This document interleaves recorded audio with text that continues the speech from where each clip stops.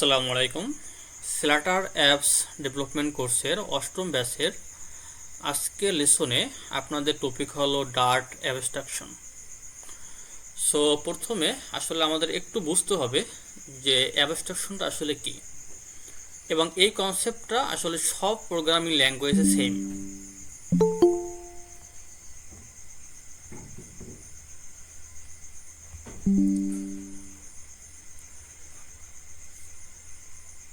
এবং আমি যখন গুগলে সার্চ করছি ডার্ট অ্যাবস্ট্রাকশন মিন্স, তখন ওরা আমাকে একটা রেজাল্ট দিয়েছে, সেটা আমি একটু পড়ে নিই। এখানে লেখা আছে যে আপডেটেড 7 ডিসেম্বর 2023-এ ডিসেম্বরে যে আপডেটটা আসছে আপনাদের এই ডেফিনিশনে, সেখানে বলা আছে যে the definition of abstraction in Dart is the same as in other programming language. যে আমি অলরেডি যেটা বলেছি যে ডার্টের ডেফিনিশনটা, সেটা ডার্ট হোক বা আদার্স প্রোগ্রামিং ল্যাঙ্গুয়েজ হোক, আসলে কনসেপ্টটা সেম, কারণ এটা হলো অবজেক্ট ওরিয়েন্টেড প্রোগ্রামিংয়ের একটা পার্ট। ওকে, এবং এখানে আমাদের যে মেইন কথাটা সেটা হলো কি, যে its main goal is to handle complexity by hiding unnecessary details from the user.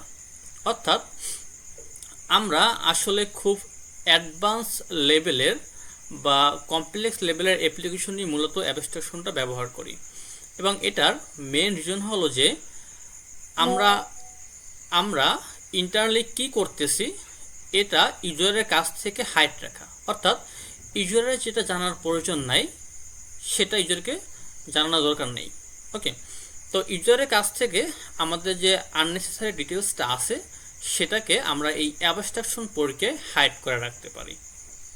ওকে, তো সরাসরি চলে যাব আমাদের কোডে।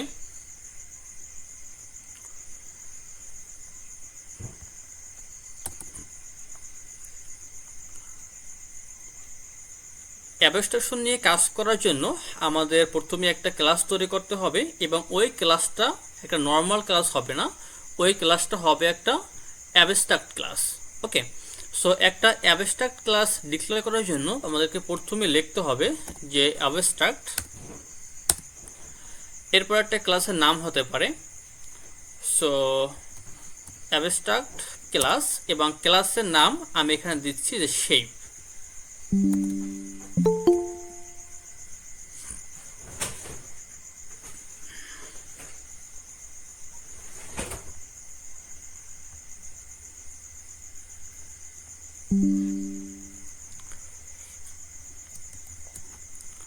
ওকে, তাহলে দেখেন আমরা যে আগে ক্লাস নিয়ে কাজ করেছি বা ক্লাস নিয়ে দেখেছি, সেই ক্লাসের সাথে কম্পেয়ার করলে এই ক্লাসে শুধুমাত্র আমরা কি করলাম, যে এই ক্লাসটাকে আমরা অ্যাবস্ট্রাক্ট করলাম। ঠিক আছে, এবং এইরকমভাবে একটা অ্যাবস্ট্রাক্ট ক্লাস ডিক্লেয়ার করতে হবে। ওকে, এবং অ্যাবস্ট্রাক্ট ক্লাসের ভিতরে আমাদের অ্যাবস্ট্রাক্ট ফাংশন থাকতে পারে, এবং যে ফাংশনের শুধুমাত্র ডিক্লারেশন থাকবে বাট ডেফিনেশন থাকবে না, সেটাকে আমরা বলবো কি অ্যাবস্ট্রাক্ট ফাংশন। ওকে, এবং ওই ফাংশনে কোনো আসলে বডি থাকবে না।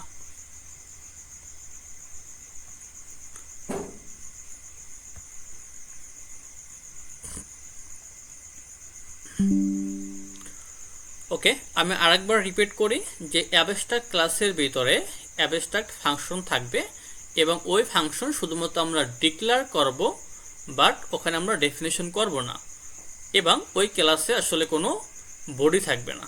ওকে, তো শুধুমাত্র আমরা এখানে বলতে পারি যে ডাবল হলো এই ফাংশনের রিটার্ন টাইপ। ওকে, এবং এখানে আমরা একটা ফাংশনের নাম দেব, আমি নাম দিচ্ছি এরিয়া, এবং এই ফাংশনটা আমরা এখানে শেষ করে দেব। দ্যাট মিন্স আমাদের এই ফাংশনের কোনো বডি থাকবে না। বুঝতে পারছেন? কারণ কি, যেহেতু আমরা অ্যাবস্ট্রাক্ট নিয়ে কাজ করতেছি, সো আমাদের এখানে কোনো বডির প্রয়োজন নেই। আমরা কি করব, এই ফাংশনগুলোকে আমরা অন্য ক্লাসে ইমপ্লিমেন্ট করে বা এক্সটেন্ড করে আমরা কাজ করব। ওকে, তো এখানে আমাদের আসলে কোনো বডির প্রয়োজন নেই, সো এই জন্য আমরা এখানে কোনো বডি রাখবো না, আমরা শুধুমাত্র ফাংশনটাকে এখানে ডিক্লেয়ার করব। ওকে, এখন এই অ্যাবস্ট্রাক্ট ক্লাসের পরে আমরা একটা নর্মাল ক্লাস নিব। এখানে বলতেছি ক্লাসের নাম বলতেছি সার্কেল এবং এই ক্লাসটা কি করবে, আমাদের এই অ্যাবস্ট্রাক্ট শেপ ক্লাসটাকে এক্সটেন্ড করবে। ওকে, তো আমরা এখানে বলতেছি যে এক্সটেন্ড শেপ।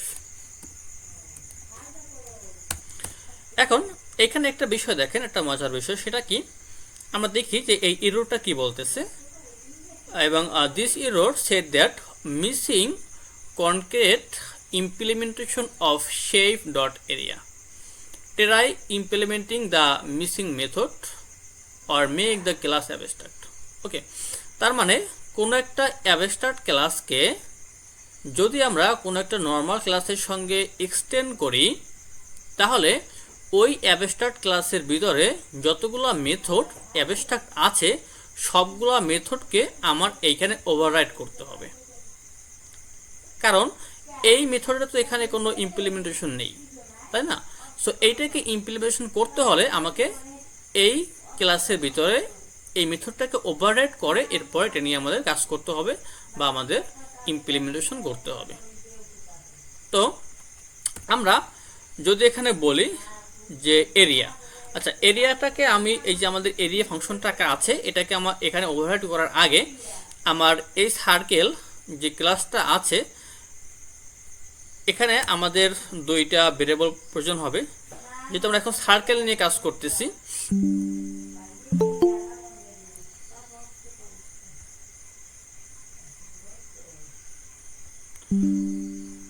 সো এই সার্কেলের কনস্ট্রাক্টরে আমরা শুধুমাত্র একটা প্যারামিটার রিসিভ করব, ঠিক আছে? সো আমরা এখানে একটা কনস্ট্রাক্টর বলতেছি এবং আমি এইটাকে আপনাদের ক্লিয়ার করে রাখি, যদি আমাদের ক্লাসের নামে কোনো একটা ফাংশন হয় তখন সেটাকে আমরা বলবো অ্যাবস্ট্রাক্ট ফাংশন। ওকে, সরি আমি এখানে অ্যাবস্ট্রাক্ট বলছি, এটা হবে কনস্ট্রাক্টর। ওকে, সো আমরা কি করব, এখানে ডাবল টাইপের একটা ভেরিয়েবল নিব। সো আমরা এখানে বলতেছি যে আর মানে আমি এখানে বোঝাচ্ছি যে রেডিয়াস। ওকে, এবং এই ভ্যালুটা আমরা কোন জায়গা থেকে পাস করব, যখন আমরা এই ক্লাসের অবজেক্ট তৈরি করব তখন আমরা এটাকে পাস করব।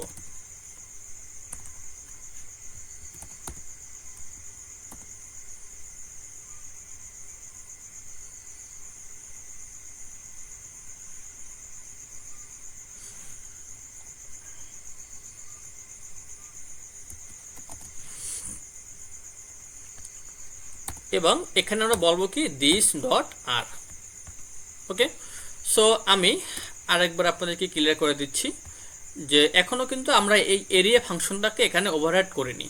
আমরা কি করলাম যে এই ক্লাসের একটা কনস্ট্রাক্টর তৈরি করলাম এবং যদি ক্লাসের নামে সেম একটা ফাংশন হয়, সেম নামে একটা ফাংশন হয়, তখন আসলে আমরা সেটাকে বলি কি কনস্ট্রাক্টর। ওকে, সো যখন আমরা এই ক্লাসের একটা অবজেক্ট তৈরি করব বা একটা ইনস্ট্যান্স তৈরি করব তখন এই আর এর মানটা আমরা ওখান থেকে পাঠিয়ে দিব। ওকে, ফাইন।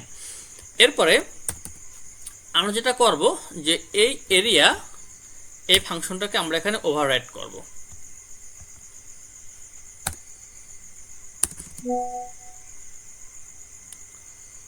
এবং যেহেতু আমরা এখানে সার্কেলের রেডিয়াস বাইর করব এবং সার্কেলের রেডিয়াসের আমাদের সূত্রটা কি পাই আর স্কোয়ার, তাই না? সো আমরা এখানে বলতে পারি রিটার্ন এবং পাইয়ের মান কত 3.1416 ইন্টু আর, তারপরে আবার ইন্টু আর, যেটা আর স্কোয়ার এই জন্য আমাদের আর দুইবার গুণ করতে হবে। সো আমাদের এখানে সার্কেল যে ক্লাসটা ছিল এই ক্লাসটার কাজ এখানে শেষ। এখানে কিছুই করে নাই, শুধুমাত্র আমরা একটা প্যারামিটার রিসিভ করেছি আমাদের কনস্ট্রাক্টরের ভিতরে এবং এই এরিয়া ফাংশনটাকে আমরা এখানে ওভাররাইড করেছি এবং এটাকে আমরা ক্যালকুলেশন করেছি এবং সর্বশেষে আমরা এটাকে রিটার্ন করে দিয়েছি।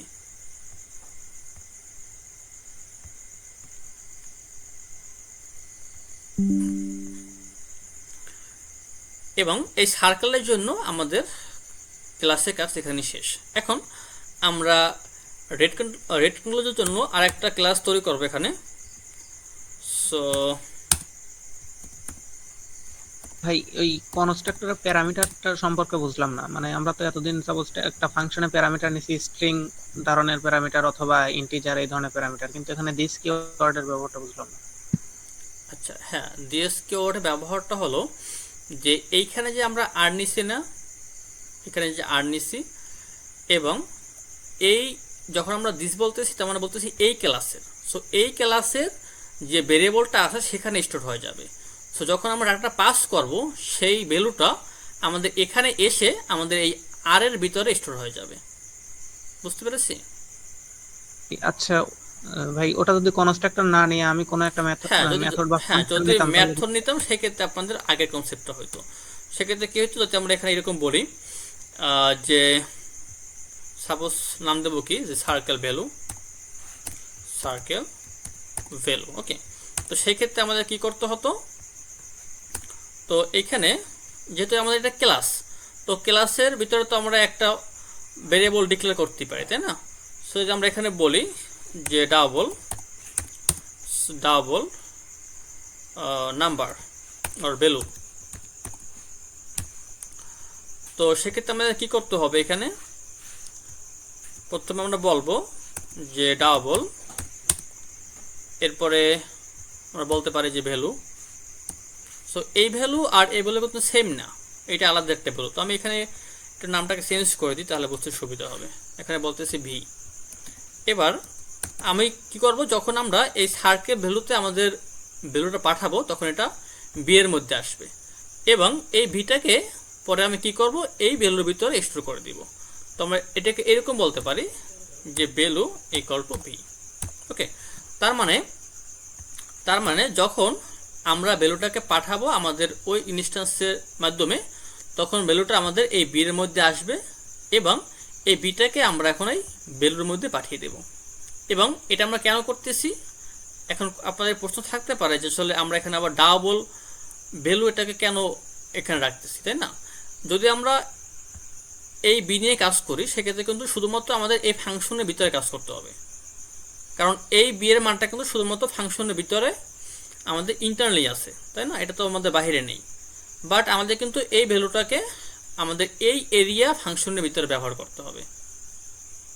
এই জন্য আমাদের এই মানটাকে গ্লোবালি রাখতে হবে, যাতে আমি সবগুলো ফাংশনের ভিতরে ব্যবহার করতে পারি। বুঝতে পেরেছেন? জি জি ভাই, বুঝতে পারছি। আচ্ছা, ওকে। তাহলে আমাদের এটুকু প্রয়োজন নেই। আর আর আমরা এইখানে দিস ইউজ করছি এই জন্য যেহেতু আমাদের এখানে কোনো বডি নেই এটার মতো, তো এইটা করা আর এইটা করা সেম সেম বিষয়, ঠিক আছে? সো এখানে আবার রিসিভ করে আমাকে আবার এখানে ভ্যালুর ভিতরে এটাকে স্টোর করতে হয়েছে। সো এটাকে চাইলে আমরা সংক্ষেপে করতে পারি, যদি শুধুমাত্র আমরা দিস ডট আর দিয়ে দিই তাহলে কি হবে, যে ওই ভ্যালুটা সরাসরি এখানে এসে আমাদের এই আর এর মধ্যে স্টোর হয়ে যাবে। ওকে, সেক্ষেত্রে আমাদের এখানে আবার এইভাবে বডি ডিক্লেয়ার করার প্রয়োজন নেই। বুঝতে পেরেছেন?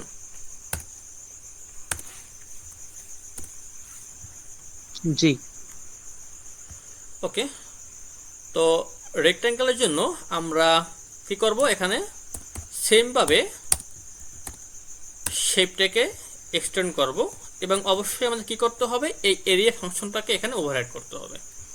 সো আমরা এখানে বলবো যে এরিয়া, এবং এর ভিতরে ইমপ্লিমেন্ট করার আগে আমাদের এই রেক্ট্যাঙ্গুলারের জন্য আমাদের হাইট ওয়েট লাগবে। তো হাইট ওয়েটটা আমরা কি করব, এখানে কনস্ট্রাক্টরের ভিতরে রিসিভ করব। সো এখানে আমরা বলতে পারি যে রেক্ট্যাঙ্গেল, এবং এখানে আমাদের দুইটা ভেরিয়েবলের প্রয়োজন হবে, একটা হলো ডাবল হাইট আর একটা হলো ডাবল ওয়াইড। সো এখানে আমরা বলবো দিস ডট হাইট, এরপরে বলতে পারি যে দিস ডট ওয়াইড। তাহলে কি হচ্ছে, যখন আমরা ভ্যালুগুলো পাঠাবো, সো এটা যখন আমরা অবজেক্ট ক্রিয়েট করব তখন আপনারা বাকিটা ক্লিয়ার হবেন। তো আমরা যখন ভ্যালুটা পাঠাবো তখন এখানে দিস ডট হাইটে আসবে, তার মানে এই হাইটের ভিতরে স্টোর হয়ে যাবে, এবং পরবর্তী ওয়াইড ভ্যালুটা আমাদের এই ওয়াইটের ভিতরে স্টোর হয়ে যাবে। ওকে, এবং এই এরিয়ার ভিতরে আমরা রিটার্ন করব, আমরা জানি যে ত্রিভুজের আমাদের রেডিয়াস মানে ক্ষেত্রফল কি হতে পারে, যে দৈর্ঘ্য গুণ প্রস্থ, তাই না? সো এখানে আমরা বলবো যে হাইট ইন্টু ওয়াইড। ফাইন, তাহলে দেখেন যে আমরা কিন্তু এই এরিয়া ফাংশনটাকে সব জায়গায় ব্যবহার করতেছি। তো আমরা শুধুমাত্র এখানে ডিক্লেয়ার করলাম, আর বাকি ইমপ্লিমেন্টেশনটা আমাদের নিজেদের মতো করে যেখানে যেরকম প্রয়োজন সেখানে সেরকম ভিন্ন ভিন্ন করতেছি। খেয়াল করছেন? সো এখানে আমাদের প্রয়োজন ছিল এরকমভাবে হাইট ওয়াইট, সো আমরা নিয়েছি। আবার এখানে সার্কেলের ক্ষেত্রে আমাদের প্রয়োজন ছিল ভিন্নভাবে ইমপ্লিমেন্ট করা, তো আমরা এখানে ভিন্নভাবে ইমপ্লিমেন্ট করেছি।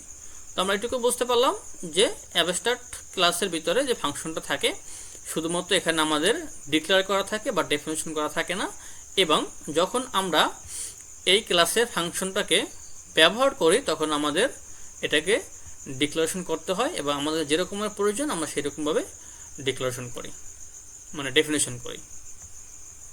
ওকে, সো আমরা কি করব, এখন আমাদের একটা মেইন ফাংশন প্রয়োজন এগুলোকে অ্যাক্সেস করার জন্য। সো আমরা এখানে একটা মেইন ফাংশন নিব। ওকে, এখন আমরা কি করব, আমরা এই সার্কেল এবং এই রেক্ট্যাঙ্গেলের জন্য আমরা ইনস্ট্যান্স তৈরি করব, বাট এই ইনস্ট্যান্স আসলে টাইপটা কিন্তু আমাদের শেপ টাইপের হবে। ঠিক আছে? সো আগে আমরা যেটা করতাম, যদি আমরা চাই যে সার্কেলের একটা ইনস্ট্যান্স তৈরি করব, সেক্ষেত্রে কী করতে হবে, যে এখানে আমি লিখব যে সার্কেল ইকুয়াল টু সার্কেল, এটাই তো করবো, তাই না? এবং এখানে আমাদের একটা সার্কেলের ভিতরে একটা মান দিতে হবে। কোন মানটা? আমাদের এই যে আর এর মানটা এখানে বলতে হবে, তাই না? এবং আমরা কিন্তু গত ক্লাসে দেখছিলাম এরকমভাবে যে আমরা শুধুমাত্র এখানে এইভাবে ছিল, আমরা জাস্ট কী করতাম, সার্কেল এরপর যদি আমাদের কোনো ফাংশন থাকতো সেটাকে আমরা কল করে সেখানে আমরা প্যারামিটার পাস করতাম। বাট যেহেতু এটা কনস্ট্রাক্টর, সো যখন আমরা ইনস্ট্যান্স তৈরি করি তখন বাই ডিফল্ট আসলে কনস্ট্রাক্টরটা তৈরি হয়ে যায়, ক্রিয়েট হয়ে যায়, তো আলাদা করে আবার আমাদের কল করতে হয় না। সো আমরা চাইলে এই যে প্যারামিটার আছে এর ভিতরে আমরা এটাকে পাঠিয়ে দিতে পারি। ঠিক আছে? সো এখানে আর এর মানটা আমরা বলতেছি সাপোজ 10, তাহলে এই আর এর মানটা কোথায় যাবে দেখি আমরা। এই আর এর মানটা যাবে আমাদের এই আর এর মধ্যে। ঠিক আছে? এই দিস ডট আর এর মধ্যে যাবে, এবং তখন আমরা এই আর এর মানটা নিয়ে আমাদের এই এরিয়া ফাংশনের মধ্যে কাজ করতে পারবো। ঠিক আছে? এবং আসলে যখন আমরা সার্কেল নিয়ে কাজ করতেছি, সার্কেল ক্লাস নিয়ে কাজ করতেছি, তখন কিন্তু আমাদের এইরকমভাবে আসলে ডিক্লেয়ার করার কথা ছিল আমাদের অবজেক্টটা, তাই না? বাট যেহেতু আমরা অ্যাবস্ট্রাকশন নিয়ে কাজ করতেছি, তো আসলে আমাদের এখন যে মডেলটা সেটা হলো কি আমাদের শেপ। ওকে, তো আমরা কি করব, এখানে বলবো শেপ, এবং বাকি সব বিষয়গুলো সেম থাকবে। এরপরে যদি আমি বলি যে সার্কেল ডট এরিয়া, এবং এরিয়া কোনটা, আমাদের এই সার্কেলের ভিতরে যে এরিয়া ফাংশনটা ছিল এই এরিয়াটা। ওকে, যেটাকে আমি অলরেডি কল করলাম এখানে। এখন যখন আমরা এই এরিয়াটাকে কল করব তখন দেখেন এই এরিয়া কিন্তু আমাদেরকে একটা ভ্যালু রিটার্ন করবে, এবং সেই ভ্যালুটা কত, 3.1416। এর সাথে আমরা এখান থেকে যে আর এর মানটা পাঠাচ্ছি সে আর এর মানটা আমাদের 2 বার গুণ হবে। ঠিক আছে? তো গুণ হয়ে যে ফলাফলটা আসবে সেই ফলাফলটা এটা কি করবে, ফাংশনটা রিটার্ন করবে, এবং সেটাকে আমরা এখানে রিসিভ করব। তো আমরা চাইলে এখানে রিসিভ করতে পারি, অথবা সরাসরি এটাকে আমরা প্রিন্টও করতে পারি। সো আমরা এখানে বলতে পারি যে প্রিন্ট সার্কেল ডট এরিয়া। ওকে, এরপরে আমরা কি করব, এই যে রেক্ট্যাঙ্গেলের জন্য আমরা এইখানে আর একটা ইনস্ট্যান্স তৈরি করব। তো আমাদের মডেলটা কি শেপ, এবং এখানে আমরা বলবো যে রেক্ট্যাঙ্গেল, এবং অবশ্যই আমরা এখানে 8টা ছোট হাতের দেব।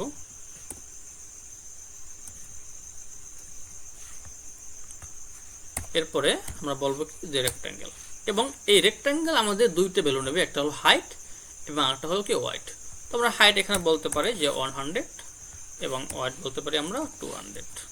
ওকে, এবং চাইলে আমরা এই রেক্ট্যাঙ্গেলের ভিতরে যে শেপ ছিল, শেপ না এরিয়া ছিল, সেই এরিয়াটাকে আমরা প্রিন্ট করতে পারি। ওকে, এখন যদি আমি এটাকে রান করে দিই,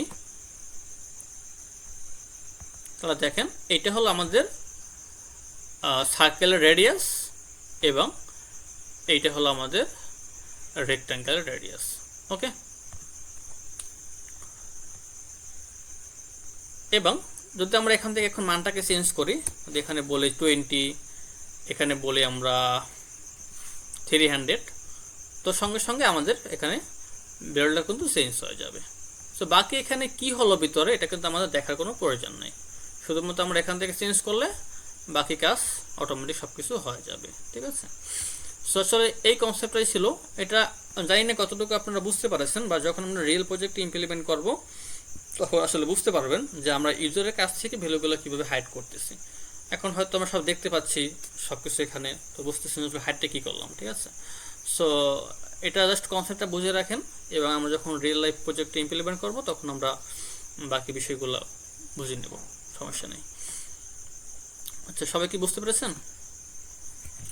ভাই একটা ক্লাস যদি মাল্টিপল ইনহেরিটেন্স থাকে তাহলে ওটাকে অ্যাক্সেস করবে কিভাবে? আচ্ছা, একটা ক্লাসে মাল্টিপল ইনহেরিটেন্স অ্যাবস্ট্রাক্ট ক্লাসের ক্ষেত্রে থাকবে না। অ্যাবস্ট্রাক্ট ক্লাস একটাই থাকবে এবং সেটাকে আমরা ভিন্ন ভিন্ন ক্লাসে ব্যবহার করব। এবং এটা কারণ হলো কি, যে শুধুমাত্র আমাদের যদি সেম কাজ থাকে, সেম ফাংশনের কাজ থাকে, যেটা আমার অনেক জায়গায় দরকার আছে, তখন শুধুমাত্র আমরা কি করব, সাপোজ এখানে এরিয়া আছে বা এখানে কিন্তু আরও অনেকগুলো 2 থেকে 3টা ফাংশন থাকতে পারে এবং প্রত্যেকটা ক্লাসে আমাদের সেম কাজ করতে হবে। তাহলে সেই ক্ষেত্রে আসলে মূলত আমরা অ্যাবস্ট্রাক্টটা ব্যবহার করি, যে বোঝার সুবিধার্থে যে আমরা কোন কোন বিষয়গুলো নিয়ে কাজ করতে হবে এবং ইউজারের কাছ থেকে বিষয়গুলো আমরা হাইড রাখি এই জন্য। বাট এখানে ইনহেরিটেন্সের ওই বিষয়টা আসবে না, ওটা একটা ভিন্ন বিষয়।